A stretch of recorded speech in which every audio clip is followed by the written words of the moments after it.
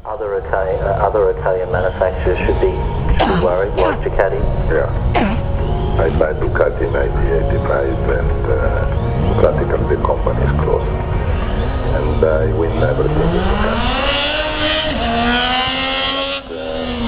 The fashion, the brand, I don't know, it's just a little different. Because this is really the history of the motorcycle to me. When the Agusta is back, it is very good also for the Japanese company. With an Italian rider?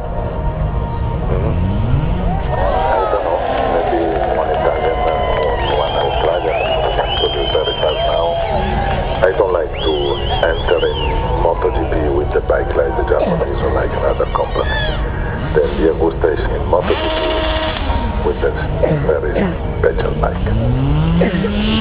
What will your position be from now?